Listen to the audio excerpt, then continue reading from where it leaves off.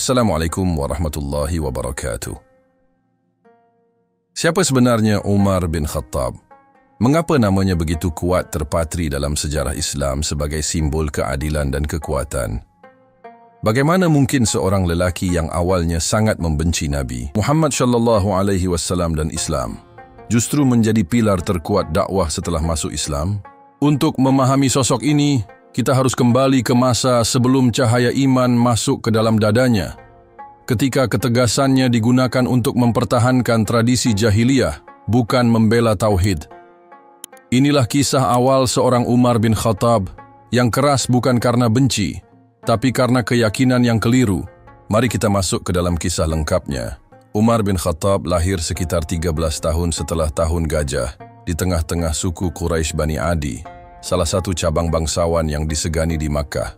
Ayahnya, Al-Khattab bin Nufail, dikenal sebagai sosok yang keras dan disegani. Ibunya, Hantamah binti Hashim, berasal dari keturunan suku yang juga terpandang.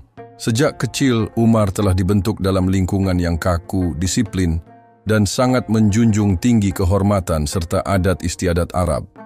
Ia tumbuh sebagai anak yang tidak banyak bicara, namun sangat cepat belajar membaca dan menulis, sebuah kemampuan langka di kalangan orang Quraisy pada masa itu. Menurut catatan dalam Tabaqat Al-Kubra, karya Ibn Sa'ad, Umar adalah satu dari sedikit orang Makkah yang bisa menulis di masanya.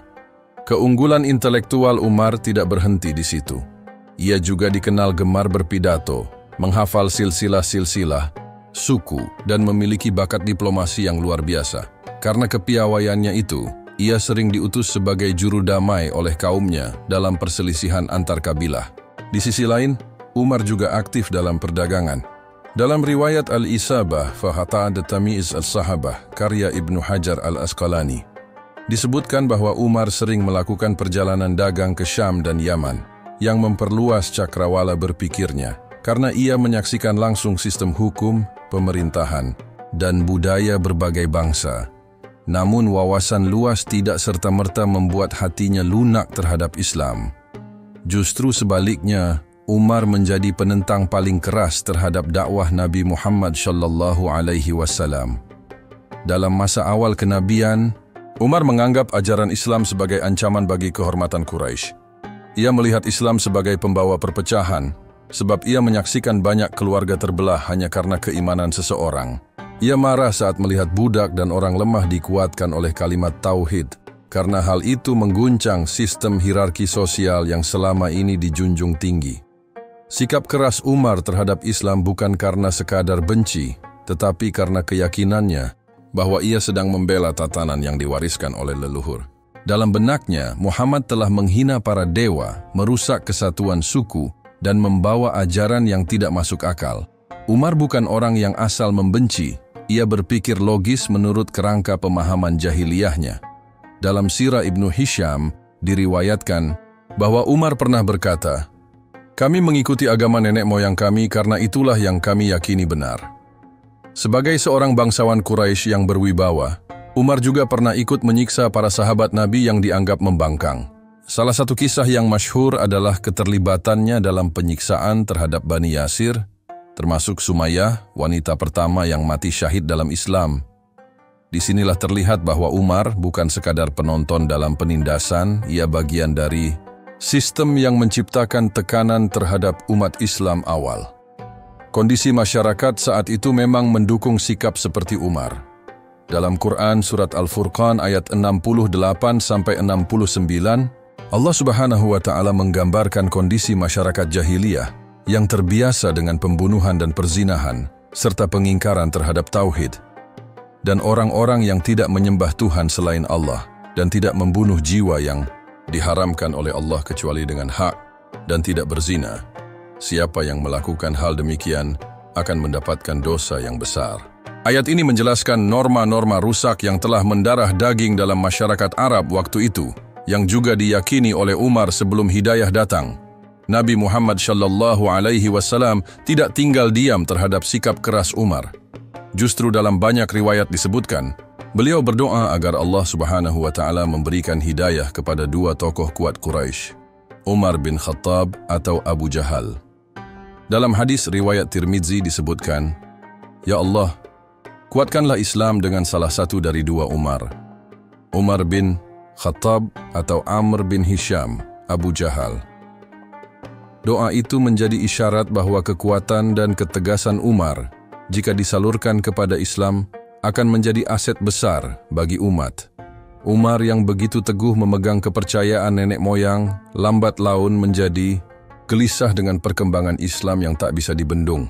Kaum muslimin justru semakin kuat dalam ujian, semakin sabar dalam penderitaan. Hal ini secara tidak langsung mengguncang batinnya. Menurut riwayat dari Al-Bidayah wa An-Nihayah karya Ibnu Katsir, Umar pernah mengikuti dari kejauhan Nabi Muhammad Shallallahu Alaihi Wasallam yang sedang salat di Hijr Ismail dan menyaksikan kekhusyukan yang tidak pernah ia lihat pada penyembah berhala manapun. Saat itu hatiku mulai bergetar, tapi aku menolaknya dengan keras, tutur Umar dalam salah satu riwayat dari Ibnu As-Sakir. Ketegangan batin inilah yang menjadi benih dari perubahan besar dalam hidup Umar bin Khattab. Ia belum menyadari, tapi benih itu sudah mulai tumbuh.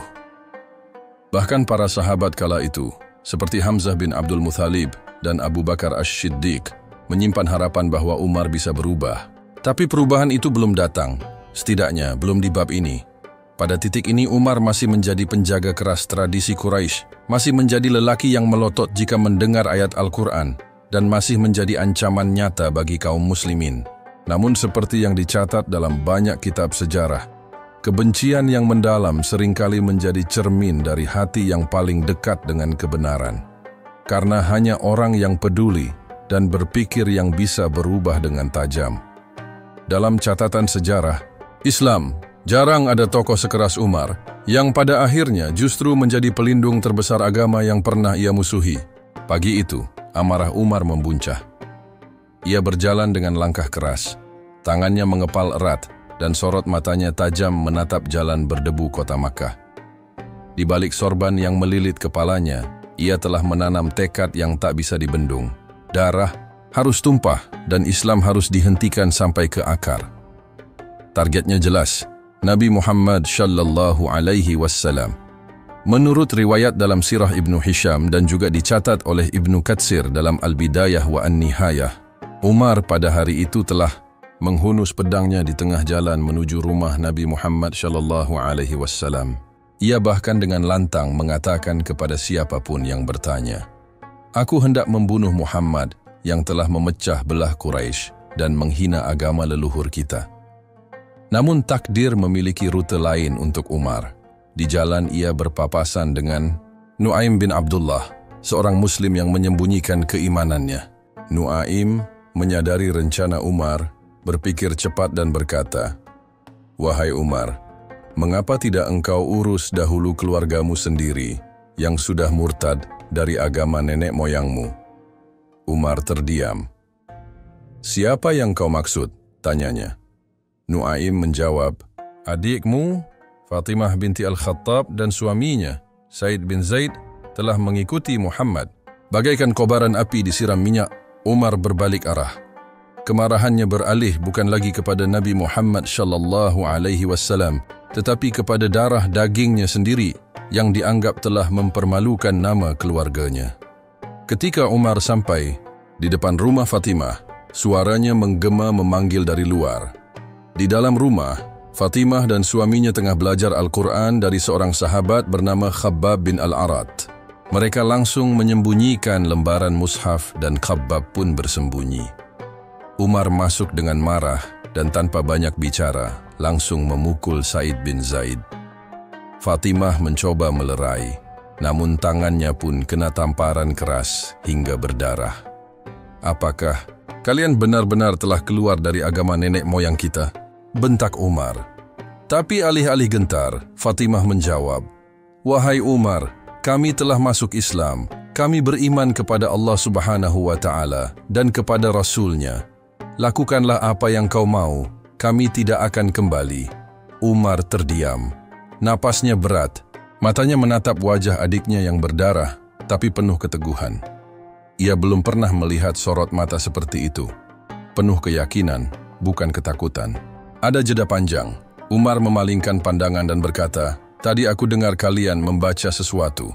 Tunjukkan padaku, Fatimah ragu. Engkau najis, wahai Umar. Engkau harus mandi terlebih dahulu. Umar setuju. Setelah membersihkan diri, ia duduk dan mengambil lembaran itu. Ayat-ayat pertama dari Quran surat Taha kini ada di tangannya. Dan saat ia membaca, sesuatu dalam dirinya runtuh. Taha.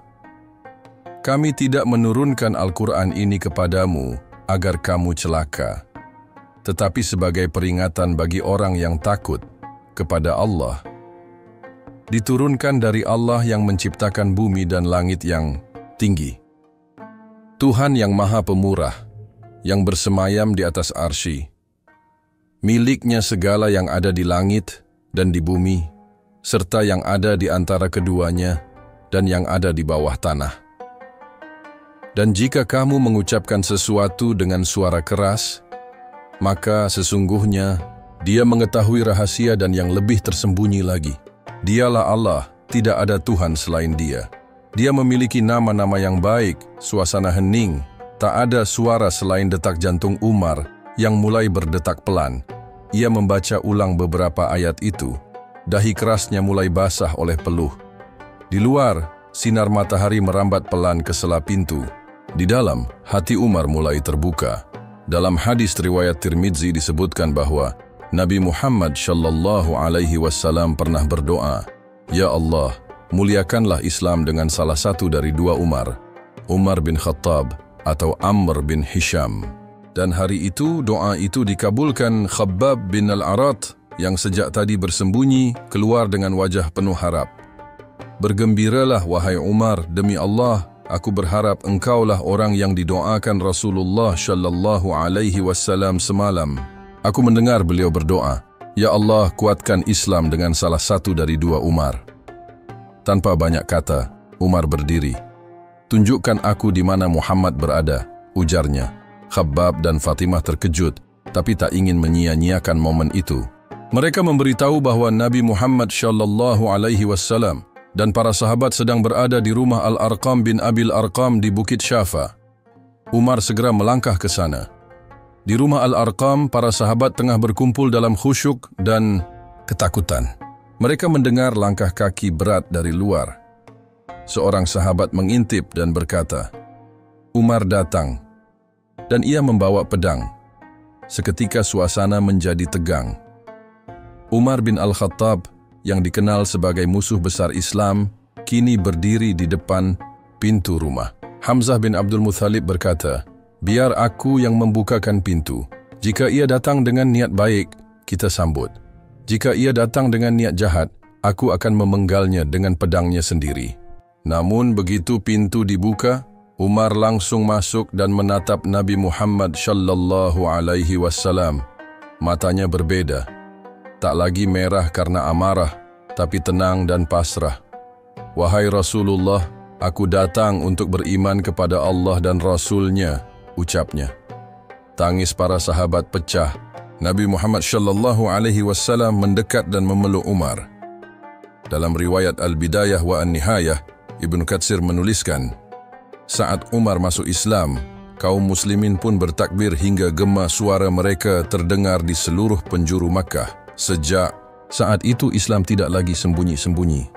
Umar meminta kepada Nabi Muhammad SAW untuk berdakwah secara terang-terangan. Mereka pun berbaris dua syaf, satu dipimpin Hamzah, satu lagi dipimpin Umar. Mereka menuju Ka'bah melantangkan kalimat Tauhid. Umar bin Khattab yang sebelumnya hendak membunuh Nabi Muhammad SAW kini menjadi pelindung dakwahnya. Dalam sejarah Islam, ini adalah momen perubahan paling dramatis, bukan hanya bagi Umar, tapi bagi arah perjuangan umat Islam di Makkah. Namun saat Umar mulai masuk dalam barisan kaum muslimin, ia belum tahu bahwa jalan yang akan ia tempuh bukan hanya jalan iman, tapi juga jalan luka, pengorbanan, dan darah. Setelah mengucapkan dua kalimat syahadat dan dipeluk oleh Nabi Muhammad SAW di rumah Al-Arqam, suara takbir menggema dari para sahabat. Namun gema itu bukan hanya masuk ke dada kaum muslimin, ia juga sampai ke telinga para pemuka Quraisy yang hari itu menyadari bahwa Islam baru saja mendapatkan perisai paling keras, Umar bin Khattab. Keberadaan Umar dalam barisan Islam bukan sekadar jumlah. Ia adalah kekuatan mental, simbol keberanian, dan pematah rasa takut. Dalam riwayat Sirah Nabawiyah karya Ibnu Ishaq dan Ibnu Hisham, setelah keislamannya, Umar bertanya kepada Nabi Muhammad sallallahu alaihi wasallam, "Wahai Rasulullah, bukankah kita di atas kebenaran, baik kita hidup maupun mati?" Nabi Muhammad sallallahu alaihi wasallam menjawab, "Benar wahai Umar." Umar pun berkata, "Lalu kenapa kita sembunyi-sembunyi? Demi Allah, aku akan keluar menyatakan keislamanku." Secara terang-terangan, dan ia pun melakukannya. Umar berjalan menuju Ka'bah, melangkah dengan dada terbuka. Ia masuk ke dalam lingkungan Masjidil Haram, lalu berdiri di hadapan para pembesar Quraisy yang tengah duduk di sekeliling Ka'bah. Dengan suara lantang, ia mengucapkan syahadat. Tidak ada yang berani menyela. Mereka tertegun seperti baru disambar petir siang bolong. Tapi Umar tidak berhenti sampai di situ. Ia bahkan menantang siapa saja yang ingin menghalangi pilihannya. Dalam riwayat Al-Bidayah wa An-Nihayah karya Ibnu Katsir, disebutkan bahwa Umar berteriak, "Siapa yang ingin istrinya menjadi janda dan anaknya menjadi yatim, maka hadanglah aku di balik bukit ini." Sejak hari itu, kaum muslimin tak lagi sembunyi-sembunyi untuk salat. Dengan Umar dan Hamzah di garis depan, mereka mulai menampakkan diri sebagai kelompok yang berdiri atas keimanan, bukan ketakutan. Suasana Makkah perlahan berubah. Teror Quraisy tetap ada, tapi mereka kini harus berpikir dua kali jika ingin menyerang secara fisik. Umar akan membalas. Dalam hadis riwayat Ibnu Asakir disebutkan, tidak ada yang berani hijrah secara terang-terangan, kecuali Umar bin Khattab. Riwayat ini bukan bualan, tapi benar-benar terjadi saat kaum muslimin mulai meninggalkan Makkah untuk berhijrah ke Madinah. Mayoritas dari mereka memilih pergi diam-diam, menghindari ancaman dari suku-suku yang loyal pada Quraisy. Tapi tidak dengan Umar. Saat tiba waktu hijrah, Umar mendatangi Ka'bah, tawaf 7 kali, lalu berdiri dan berkata, "Siapa yang ingin ibunya kehilangan anak, atau istrinya menjadi janda, atau anaknya menjadi yatim, maka temuilah aku di balik bukit ini. Aku akan berhijrah siang ini dan takkan sembunyi." Dan benar, tidak ada satu pun yang berani mencegat Umar. Ia berjalan menuju tempat hijrah dengan kepala tegak, dan siapapun yang melihatnya tahu bahwa Islam kini telah memiliki pelindung yang tidak bisa dibungkam oleh ancaman. Tapi keberanian Umar bukan sekadar berani menantang. Ia juga mulai menjadi pelindung aktif bagi umat Islam yang ditindas. Setiap kali mendengar ada sahabat yang disiksa, Umar akan mendatangi pelaku dan menegurnya langsung. Kadang dengan kata-kata, kadang dengan kekuatan fisik. Tak sedikit yang gentar dan menghentikan perbuatannya, karena Umar bukan hanya petarung, tapi juga orang yang sangat disegani, bahkan oleh musuhnya. Dalam riwayat dari Al-Bidayah wa An-Nihayah, dicatat bahwa Umar pernah memeluk seorang budak muslim yang hendak dibunuh karena keimanannya. Ia berdiri di hadapan majikan sang budak dan berkata, "Jika engkau berani menyentuhnya lagi, maka aku yang akan membalasnya." Majikan itu gemetar, lalu melepaskan budaknya begitu saja. Dalam Quran Surat Al-Anfal ayat 72, Allah Subhanahu wa Ta'ala berfirman, "Sesungguhnya orang-orang yang beriman dan berhijrah serta berjihad dengan harta dan jiwa mereka di jalan Allah, dan orang-orang yang memberikan tempat kediaman dan pertolongan, mereka itu saling melindungi." Ayat ini menjadi cermin dari peran Umar, yang bukan hanya berhijrah secara fisik, tapi juga menggunakan dirinya sebagai pelindung nyata bagi saudara-saudaranya seiman. Sejak saat itu, setiap langkah Umar adalah tameng bagi kaum muslimin. Ia menjaga keamanan rumah-rumah mereka, mendatangi majelis Quraisy jika ada yang memperolok Nabi Muhammad sallallahu alaihi wasallam, dan berani menyela pertemuan para pembesar jika dirasa membahayakan Islam. Ia bahkan mengajukan diri untuk menjadi perantara dalam urusan-urusan penting antara Rasulullah sallallahu alaihi wasallam dan suku-suku Arab lainnya karena pengaruh namanya yang kuat. Namun keberadaan Umar juga menambah ketegangan. Quraisy mulai mencari cara lain untuk menekan umat Islam. Mereka menutup akses dagang, menyebarkan fitnah, dan memperketat pengawasan terhadap kafilah yang mungkin membawa kabar Islam. Umar menyadari bahwa perjuangan tidak akan mudah, tapi tekadnya bulat. Jika perlu bertaruh nyawa, ia akan lakukan. Dalam salah satu malam, menurut Sirah Ibnu Hisham, Umar pernah mengelilingi Makkah untuk memeriksa keamanan rumah-rumah sahabat yang hendak berhijrah. Ia tidak tidur malam itu. Ia hanya ingin memastikan semua berjalan aman.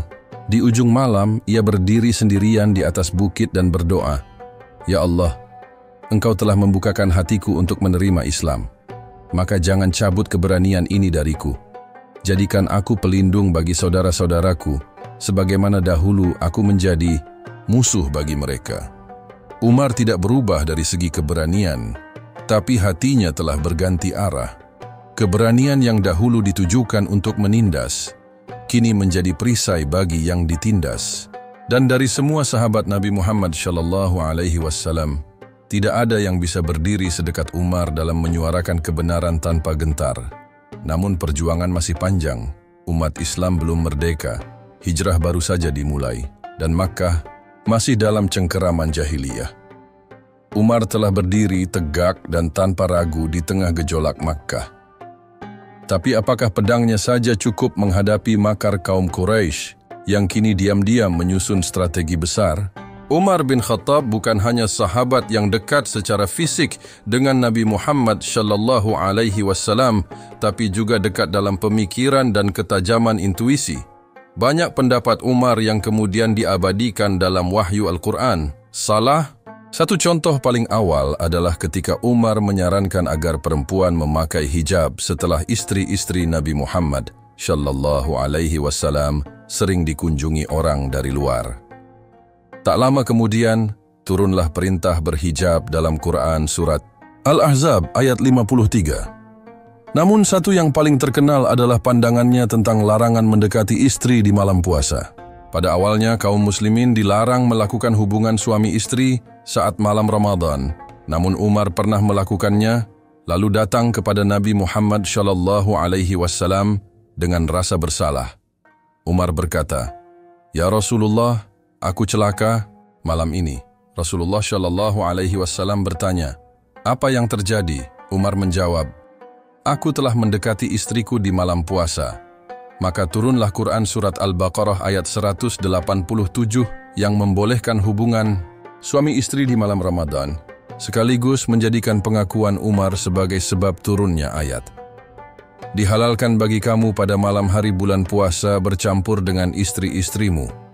Mereka adalah pakaian bagimu dan kamu pun adalah pakaian bagi mereka." Ayat ini menjadi salah satu bukti bahwa ketajaman intuisi Umar sering sejalan dengan wahyu yang diturunkan oleh Allah Subhanahu wa Ta'ala. Hubungan ini bukan hanya soal nasihat atau saran, tetapi mencerminkan kedalaman iman dan kekuatan logika Umar yang luar biasa. Nabi Muhammad SAW pernah bersabda dalam hadis riwayat Tirmidzi, "Sesungguhnya Allah menjadikan kebenaran di lidah dan hati Umar." Ini bukan pujian kosong, tapi pengakuan langsung dari Nabi terakhir terhadap keistimewaan sahabatnya yang satu ini.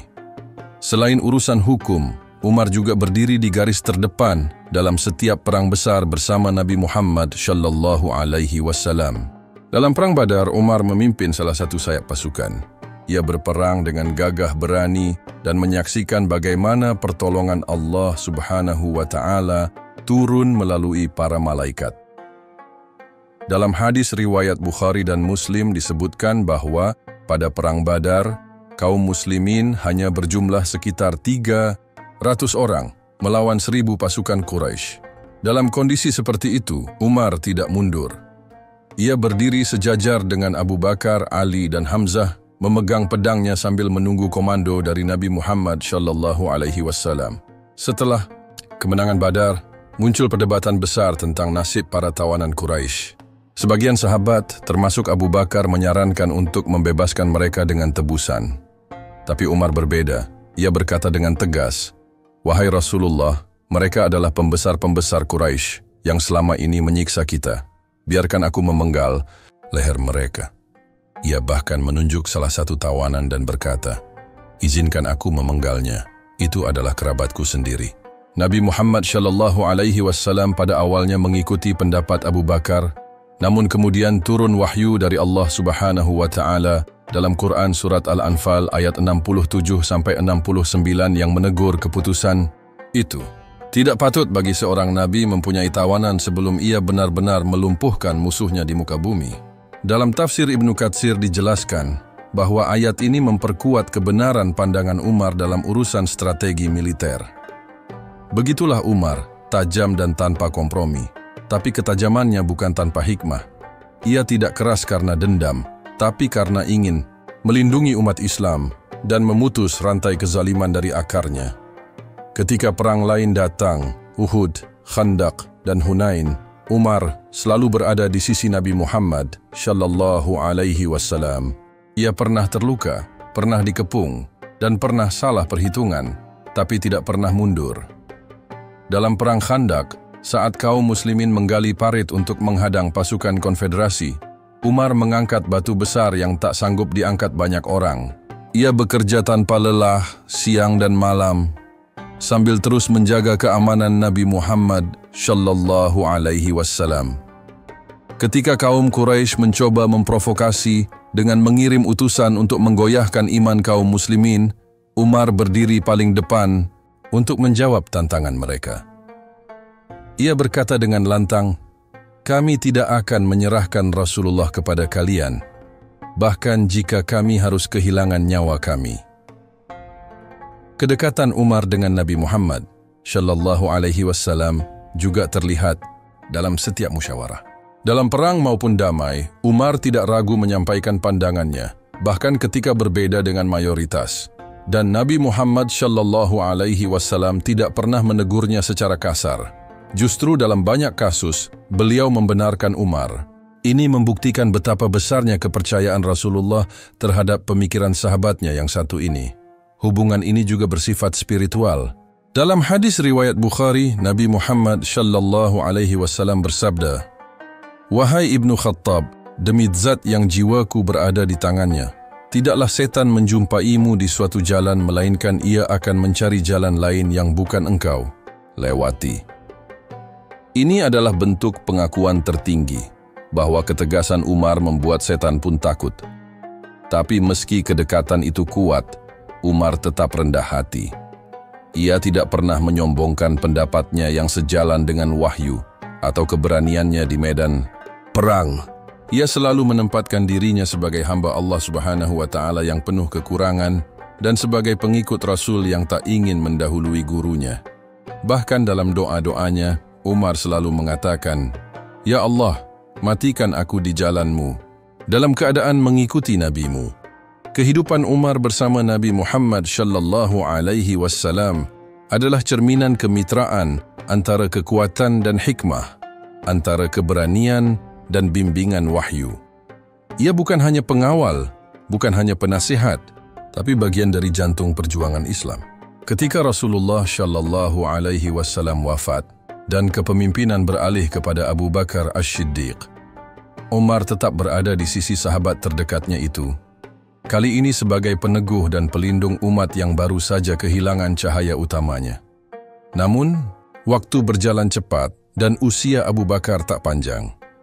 Dalam kondisi sakit, Abu Bakar mengusulkan agar umat Islam dibimbing oleh Umar bin Khattab setelahnya. Usulan itu tidak datang begitu saja. Dalam Tarikh At-Tabari Jilid 4 disebutkan bahwa Abu Bakar berkata, "Wahai kaum muslimin, jika kalian ridha dengan kepemimpinanku, maka ridha pulalah dengan kepemimpinan Umar."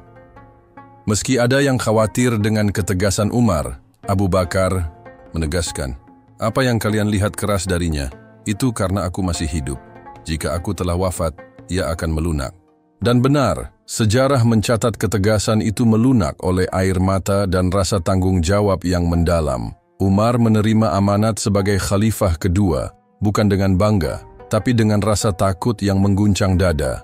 Dalam Al-Bidayah wa An-Nihayah, Jilid 7 dicatat bahwa ia menangis di malam pertamanya sebagai khalifah dan berkata, "Wahai Umar, engkau dulu keras saat engkau tidak memikul beban umat. Kini kau harus lembut dan adil. Jika engkau menzalimi, maka hisabmu di hadapan Allah Subhanahu wa Ta'ala akan lebih berat dari apapun di dunia. Di masa Umar, wilayah Islam meluas secara drastis. Irak, Persia, Syam, hingga Mesir berhasil dibebaskan. Tapi penaklukan itu tidak menjadikan Umar terhanyut dalam kemenangan militer. Ia paham, setiap jengkal tanah yang dibebaskan bukanlah kejayaan pribadi, melainkan amanah yang harus dijaga. Setiap kemenangan berarti tanggung jawab baru, mengatur pemerintahan, memastikan keadilan, membagi harta dengan jujur, dan menjaga hak rakyat yang beragam suku dan agama. Umar membentuk sistem administrasi negara Islam yang kokoh. Ia membuat Baitul Mal, menetapkan gaji bagi tentara dan para pegawai, mencatat penduduk dan pembagian wilayah administratif, dan bahkan mengatur sistem peradilan yang terbuka dan tidak tebang pilih. Dalam hadis riwayat Abu Dawud, Nabi Muhammad Shallallahu Alaihi Wasallam bersabda, "Jika seorang hakim menghukumi dengan ijtihad lalu benar, maka ia mendapat 2 pahala. Jika ia keliru, ia mendapat 1 pahala." Umar memegang prinsip ini dalam mengangkat hakim-hakim yang amanah dan berilmu. Ia bahkan berani memecat seorang gubernur hanya karena mendengar rakyatnya mengeluh tentang sikap arogansi. Salah satu warisan administratif Umar yang masih berlaku hingga hari ini adalah penetapan kalender Hijriah. Dalam Fathul Bari karya Ibn Hajar, disebutkan bahwa saat Islam mulai berkembang luas, muncul kebutuhan akan penanggalan resmi. Umar mengumpulkan para sahabat dan musyawarah dilakukan. Beberapa mengusulkan tahun kelahiran Nabi Muhammad Shallallahu Alaihi Wasallam, beberapa menyarankan tahun wafat beliau. Tapi Umar berkata, "Kita mulai dari hijrah Rasulullah, karena itulah awal kemenangan." Maka ditetapkanlah kalender Hijriah, dimulai dari tahun hijrah Nabi dari Makkah ke Madinah. Namun di balik kejayaan itu, Umar tetap hidup sangat sederhana. Ia menolak tinggal di istana, rumahnya kecil, pakaiannya sering tambalan, dan perabotannya tidak lebih dari tikar dan mangkuk kayu. Dalam Tarikh At-Tabari, diceritakan bahwa seorang utusan dari Persia pernah masuk ke Madinah dan bertanya, "Di mana istana Amirul Mukminin?" Orang-orang menunjuk ke arah sebuah rumah yang hampir tidak layak disebut istana. Di sana, ia melihat Umar sedang tertidur di bawah pohon, tanpa pengawal, tanpa alas tidur. Sang utusan berkata lirih, "Engkau berlaku adil, maka engkau pun tidur." Dengan tenang, Umar bukan hanya sederhana, ia juga tidak bisa tidur jika tahu ada rakyatnya yang lapar. Ia sering berjalan malam menyamar, memeriksa rumah-rumah rakyat. Suatu malam, ia mendengar tangisan anak-anak dari sebuah tenda. Ia dekati dan bertanya kepada ibunya. Perempuan itu berkata, "Anak-anakku menangis karena lapar. Aku hanya mendidihkan air agar mereka mengira sedang memasak." Mendengar itu, Umar gemetar. Ia pulang mengambil sendiri karung berisi gandum dari gudang Baitul Mal.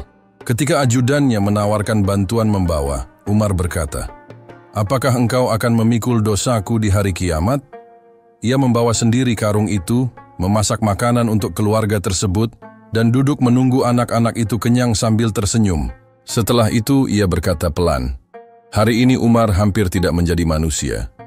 Dalam Al-Bidayah wa An-Nihayah, banyak kisah seperti ini dicatat. Ia tidak segan memecat pejabat yang hidup mewah. Ia juga tidak menoleransi diskriminasi antar suku atau status sosial. Ketika putra salah satu gubernurnya memukul seorang non-muslim Koptik di Mesir, hanya karena merasa lebih mulia, Umar memanggil keduanya ke Madinah. Ia menyerahkan cambuk kepada sang korban dan berkata, "Pukullah anak orang mulia itu." Lalu ia menoleh ke gubernurnya dan berkata, "Sejak kapan engkau memperbudak manusia, padahal mereka lahir dari rahim ibu mereka dalam keadaan merdeka?" Dalam peperangan, Umar tidak pernah memimpin dari belakang. Ia mengirim pasukan dengan perintah yang jelas, jangan mencuri, jangan merusak rumah ibadah, jangan menyakiti wanita, anak-anak, dan orang tua. Ia menetapkan etika perang yang menjunjung tinggi nilai kemanusiaan.